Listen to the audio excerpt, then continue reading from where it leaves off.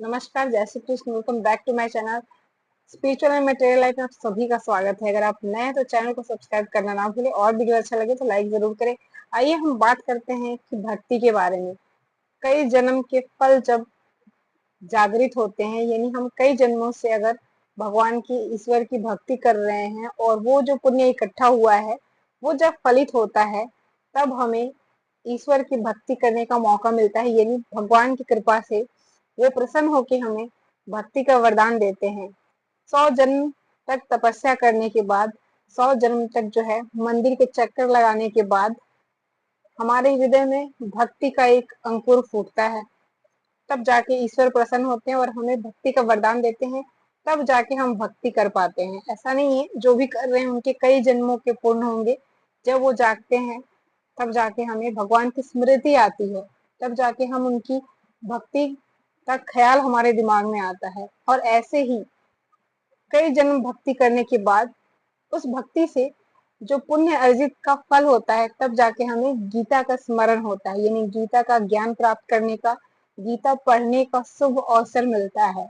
तो जो लोग भी गीता पढ़ते हैं या गीता पढ़ने का सौभाग्य मिला हुआ है, आप समझ लीजिए कि कई जन्मों से वो ईश्वर की आराधना, ईश्वर की भक्ति कर रहे हैं। तब जाके जो है उनके घर गीता का प्राकट्य हुआ है, उनके घर गीता कोई ना कोई पढ़ता है या फिर गीता जैसा महान ग्रंथ उनके घर में अवेलेबल है। तो गीता को कोई साधारण ग्रंथ मत समझिएगा। ये इसमें जो है पुराणों का सार है, वेदों का, उपनिषदों का जो है सार है गीता, जो भगवान श्री कृष्ण ने महाभारत के उस महायुद्ध में जो है अर्जुन को दी थी।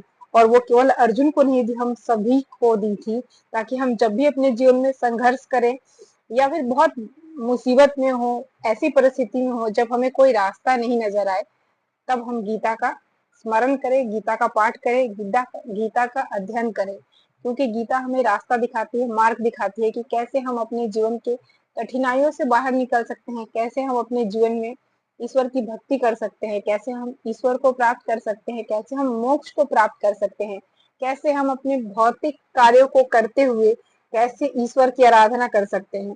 तो बिना गीता के जो है ज्ञान नहीं मिलेगा, और जब तक ज्ञान नहीं होगा तब भक्ति जो है वो फलेगा फूलेगा नहीं। तो ये चीजें जो है बहुत इंपॉर्टेंट है, इसीलिए गीता के पास ये तीन चीज सबसे ज्यादा इंपॉर्टेंट है, कर्म योग, ज्ञान योग और भक्ति योग।